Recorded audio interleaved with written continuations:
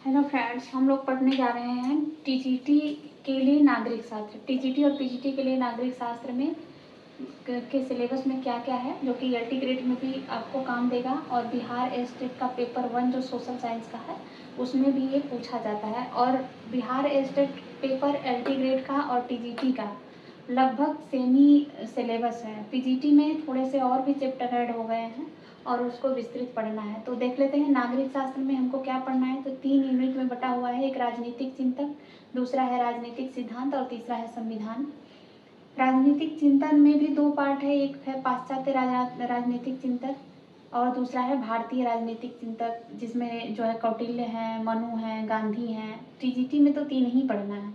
और भारतीय राजनीतिक चिंतक के जनक जो हैं ये जनक कौटिल्य को कहा जाता है, कौटिल्य को माना जाता है। अरस्तु हैं। और इसके बाद इसमें इस वाले पार्ट को हम देखेंगे बाद में, राजनीतिक चिंतन को। हम पहले राजनीतिक सिद्धांत से शुरू करते हैं। ये नागरिक शास्त्र का सबसे कठिन माना जाने वाला सिलेबस का पार्ट है, इससे हम शुरू करेंगे। और बहुत सारे क्वेश्चन यहाँ से पूछे जाते हैं। लगभग 63 क्वेश्चन में से 30 क्वेश्चन, 30 या 33 क्वेश्चन तो ये संविधान से पूछा जाता है। बाकी ये दोनों पार्ट से 30 और 38% यहाँ से पूछे जाते हैं। तो राजनीतिक सिद्धांत के अंतर्गत क्या क्या हम लोगों को पढ़ना है, एक बार थोड़ा सा देख लेते हैं हम लोग। तो राजनीतिक सिद्धांत में राजनीतिक सिद्धांत के मूल सिद्धांत यूनिट 1 है। यूनिट 2 में है राजनीतिक सिद्धांत की मूल अवधारणाएं। यूनिट 3 में है राजनीतिक सिद्धांत की विचारधाराएं। तो राजनीतिक सिद्धांत के मूल सिद्धांत से 10 और 12 क्वेश्चन लगभग पूछे जाते हैं।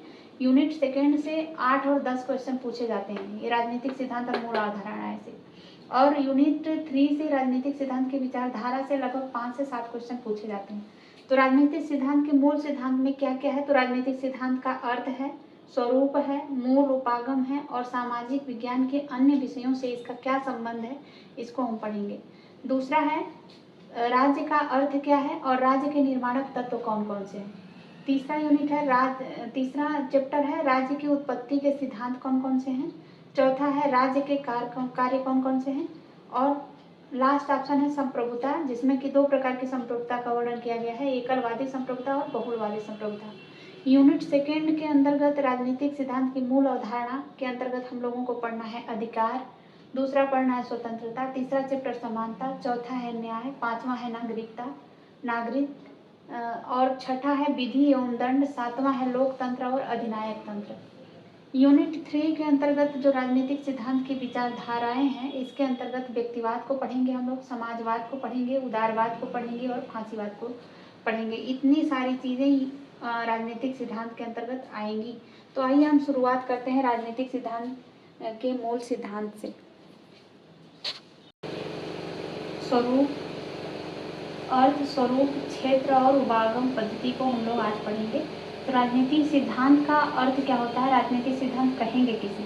तो सबसे पहले समझेंगे कि राजनीति किसे कहा जाता है। तो राजनीति का मतलब ये नहीं हुआ कि नेतागिरी करना। राजनीति का मतलब होता है सार्वजनिक कल्याण के विषय में किया गया कार्य। सार्वजनिक कल्याण के विषय में किया गया जितना भी कार्य है उसे राजनीति कहेंगे। और सिद्धांत क्या है, क्रमबद्ध अध्ययन को सिद्धांत कहा जाता है।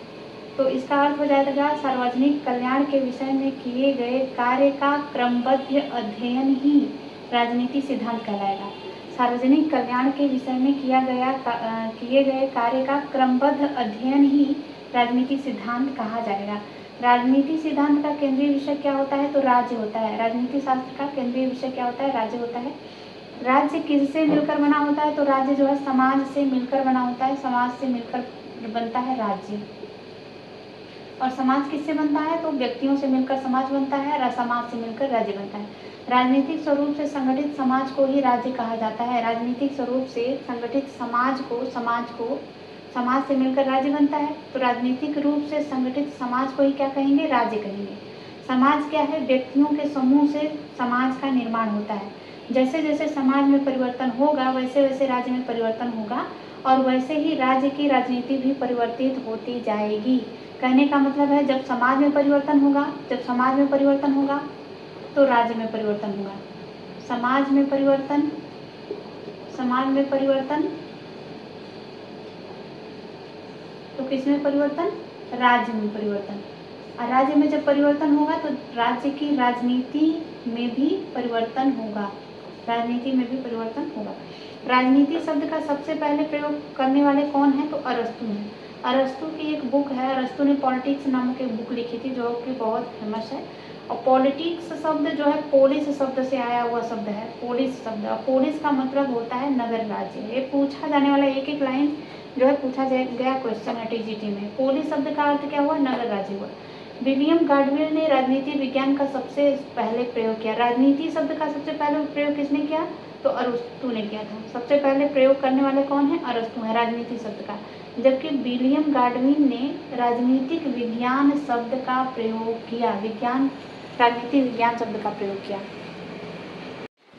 फ्रेडरिक पोलक ने इसे राजनीति का विज्ञान कहा। फ्रेडरिक पोलक ने राजनीति का विज्ञान कहा राजनीति को। बिस्मार्क ने राजनीतिक विज्ञान को संभाव्य कला कहा। संभाव्य कला किसने कहा? सारे क्वेश्चन पूछे जाने वाले, कहीं ना कहीं पूछे गए हैं और मोस्ट इंपॉर्टेंट है। तो राजनीति का विज्ञान किसने कहा? फ्रेडरिक पोलक ने। राजनीतिक विज्ञान को संभाव्य कला किसने कहा? तो बिस्मार्क ने कहा था। चीनी विचारक कन्फ्यूशियस थे और भारतीय राजनीतिक चिंतक के जनक कौटिल्य को माना जाता है। इन दोनों ने राजनीति विज्ञान को नीति शास्त्र और शासन कला कहा। राजनीति शास्त्र और शासन काल किसने कहा? तो ये शासन कला किसने कहा? तो कन्फ्यूशियस और कौटिल्य ने कहा। प्लेटो ने राजनीति को नीति विज्ञान के साथ जोड़कर पढ़ा था। राजनीति विज्ञान को नीति विज्ञान के साथ मिलाया किसने? तो प्लेटो ने मिलाया। और इन्हीं के शिष्य थे अरस्तु। इन्होंने राजनीति से नीति शास्त्र को अलग किया था, इसलिए इन्हें राजनीति विज्ञान का जनक कहा जाता है। फ्रेडरिक पोलक थे, इन्होंने राजनीति को दो भागों में विभाजित किया था, सैद्धांतिक राजनीति और व्यवहारिक राजनीति। पूछता है कि राजनीति को दो भागों में किसने विभाजित किया? तो फ्रेडरिक पोलक ने किया था। राज्य की सैद्धांतिक राजनीति के अंतर्गत राज्य की मूल समस्या का अध्ययन किया जाता है, जबकि व्यवहारिक राजनीति के अंतर्गत राज्य के अंदर के क्रियाकलापों का अध्ययन किया जाता है। राजनीति को प्राचीन कला कहा जाता है। राजनीति को प्राचीन कला कहा जाता है। 16वीं शताब्दी में इसे सामाजिक विज्ञान के साथ जोड़ा गया। पूछता है कि कब इसे सामाजिक विज्ञान के साथ जोड़ा गया? तो 16वीं शताब्दी में इसे राजनीति विज्ञान के साथ जोड़ा गया। आगे देखते हैं, राजनीति सिद्धांत को दो भागों में बांटा गया था। राजनीति सिद्धांत को दो भागों में बांटा गया। राजनीति सिद्धांत को दो भागों में बांटा गया था। एक है व्यावहारिक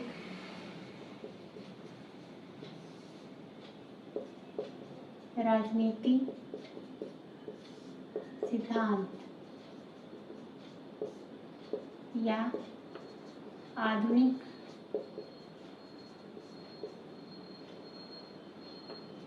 राजनीतिक सिद्धांत। राजनीतिक सिद्धांत